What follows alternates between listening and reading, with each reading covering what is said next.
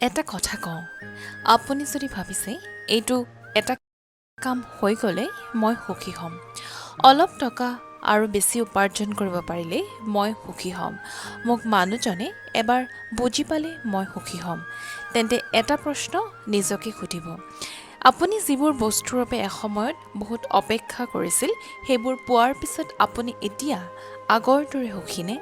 যদি উত্তৰটো নহয় হয়, তেন্তে সমস্যাটো হয়তো আপোনাৰ জীৱনত নহয়, আপুনি সুখক বিচাৰি থকা ধৰণটোতহে।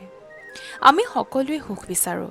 কোনোবাই টকাৰ মাজত সুখ বিচাৰে, কোনোবাই ভাল চাকৰিৰ মাজত, কোনোবাই ভাল পোৱাৰ মাজত, কোনোবাই নিজৰ ঘৰ, গাড়ী, সফলতা বা আন মানুহৰ স্বীকৃতিৰ মাজত।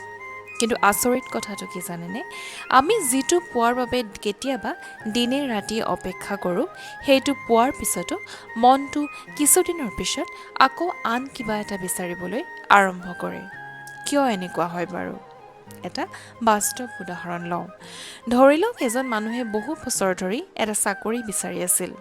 তেওঁ ভাবিছিল, চাকৰিটো পালেই মোৰ সকলো সমস্যা শেষ। শেষত চাকৰিটো পালে। প্ৰথম কেইটামান মাহ বহুত আনন্দ, নিজকে সফল যেন লাগিল। কিন্তু কিছুদিনৰ পিছত চেলেৰী অলপ আৰু বেছি হোৱা উচিত আছিল। তাৰপিছত প্ৰমোশ্যন কেতিয়া হ'ব? প্ৰমোশ্যন পোৱাৰ পিছত মোৰ সহকৰ্মীজন মোতকৈ আগবাঢ়ি গ'ল কিয়? অৰ্থাৎ যিটোৱে এদিন তেওঁৰ সুখৰ কাৰণ আছিল, সেইটোৱে এদিন তেওঁৰ চিন্তাৰ কাৰণ হৈ পৰিল। এতিয়া আন এটা সৰু উদাহৰণ লওঁ। এজন মানুহে ভাবে, মোৰ নিজৰ ঘৰ এটা হ'লেই মই শান্তিত থাকিম। বহু কষ্ট কৰি ঘৰ বনালে, কিন্তু তাৰপিছত EMI, মেইনটেনেন্স, ঘৰৰ কাম, ওচৰ চুবুৰীয়াৰ সমস্যা, আকৌ নতুন চিন্তা।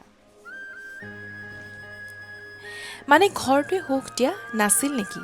দিছিল, কিন্তু আমি সেই সুখটোক স্থায়ী কৰি ৰাখিব বিচাৰিছিলোঁ, আৰু জীৱনত কোনো বাহ্যিক বস্তুৱেই সুখী নহয় বা স্থায়ী নহয়। ভাগৱত গীতাত শ্ৰীকৃষ্ণই অৰ্জুনক এটা অতি গভীৰ কথা শিকাইছে। কৰ্মণ্যেৱাধিকাৰস্তে মা ফলেষু কদাচন। অৰ্থাৎ তোমাৰ অধিকাৰ কেৱল কৰ্ম কৰাৰ ওপৰতহে আছে, কিন্তু ফলৰ ওপৰত নহয়। ইয়াৰ অৰ্থ এইটো নহয় যে আমি জীৱনত কোনো লক্ষ্য নাৰাখিম। নিশ্চয় ৰাখিম। ভাল চাকৰি বিচাৰিম, টকা উপাৰ্জন কৰিম, সপোন পূৰণ কৰিবলৈ চেষ্টা কৰিম, সম্পৰ্কবোৰ ভাল কৰিবলৈ চেষ্টা কৰিম। কিন্তু এইটো নোহোৱালৈকে মই সুখী নহওঁ। এই চিন্তাটোৱে আমাৰ মনটোক মাথো বন্দী কৰি পেলায়। ধৰি লওক আপুনি আজি এটা চাকৰিৰ বাবে চেষ্টা কৰি আছে। আপুনি নিজৰ বেষ্ট দিব। আপুনি পঢ়িব, ইণ্টাৰভিউ দিব, চেষ্টা কৰিব, কিন্তু ৰিজাল্টটো আপোনাৰ হাতত সম্পূৰ্ণৰূপে নাথাকে। যদি আপুনি প্ৰতিদিনে ভাবি থাকে, মই চাকৰিটো নাপালে মই শেষ, তেন্তে চাকৰিটো পোৱাৰ আগতেই আপোনাৰ শান্তি হেৰাই যাব। কিন্তু যদি আপুনি ভাবে, মই মোৰ ফালৰ পৰা সম্পূৰ্ণ চেষ্টা কৰিম, যি ফল আহে তাৰ পৰা শিকিম আৰু আগবাঢ়িম, তেতিয়া মনটো অলপ পাতল হ'ব। আৰু এইটোৱেই গীতাৰ শিক্ষাৰ এটা প্ৰেক্টিকেল ৰূপ। আচলতে মানুহে সুখ বিচাৰি ভুল ঠাইত দৌৰি থাকে।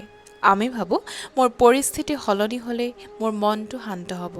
কিন্তু বহু সময়ত সত্যটো ওলোটা। মনটো শান্ত কৰিবলৈ শিকিলে পৰিস্থিতি একে থাকিলেও জীৱনটো অলপ সহজ যেন অনুভৱ হয়। এজন মানুহৰ হাতত 10 লাখ টকা থাকিব পাৰে, তথাপিও তেওঁৰ মনত ভয় থাকিব পাৰে। আনহাতে এজন সাধাৰণ মানুহে সন্ধিয়া নিজৰ পৰিয়ালৰ সৈতে বহি এসাঁজ সাধাৰণ আহাৰ খায়ো শান্তি অনুভৱ কৰিব পাৰে। তেন্তে সুখৰ মূল্য কিমান? আচলতে সুখৰ মূল্য টকাৰে মাপিব নোৱাৰি। তেন্তে আমি কি কৰিম? আজিৰ পৰা এটা সৰু অভ্যাস আৰম্ভ কৰিব পাৰে।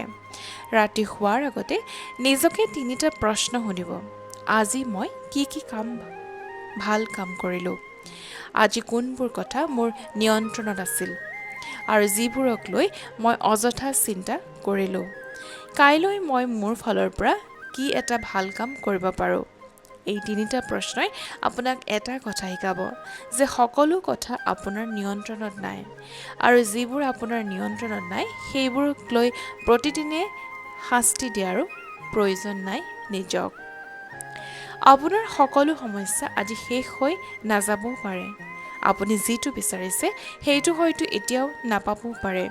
কোনোবাই আপোনাক বুজি নাপাব পাৰে। আপোনাৰ জীৱনটো আন মানুহৰ জীৱনৰ দৰে পাৰফেক্ট নহ'ব পাৰে। কিন্তু তাৰ অৰ্থ এইটো নহয় যে আপুনি আজি সুখী হ'ব নোৱাৰে। কেতিয়াবা সুখ মানে নতুন কিবা এটা পোৱা নহয়। সুখ মানে যি আছে তাৰ মাজতো মনটোক অলপ শান্ত হ'বলৈ দিয়া। সেয়েহে মানুহে সুখ বিচাৰি থাকিও সুখী হ'ব নোৱাৰে কিয়?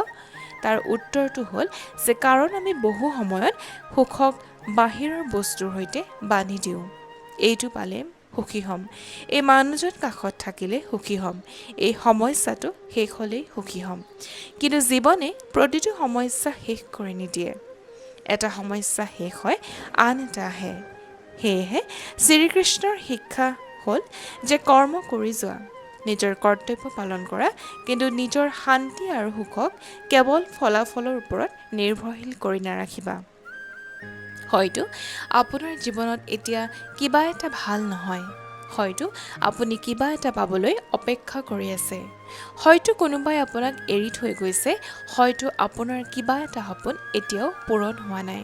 কিন্তু অনুগ্ৰহ কৰি এই কথাটো মনত ৰাখিব, আপোনাৰ জীৱনৰ এটা অধ্যায় বেয়া হ'ব পাৰে, কিন্তু তাৰ অৰ্থ এইটো নহয় যে আপোনাৰ গোটেই জীৱনটোৱে বেয়া। অলপ ধৈৰ্য ধৰক, নিজৰ কৰ্মখিনি কৰি যাওকচোন। যি আপোনাৰ হাতত আছে তাক সন্মান কৰিবলৈ শিকক, আৰু যি আপোনাৰ হাতত নাই সেইটো লৈ নিজকে প্ৰতিদিনে দুখী নকৰিব। কাৰণ সুখ হয়তো আমি যিমান দূৰলৈ বিচাৰি গৈ আছোঁ সিমান দূৰত নাই। কেতিয়াবা সুখটো আমাৰ নিজৰ মনটোৰ অলপ ওচৰতে থাকে। জয় শ্ৰীকৃষ্ণ।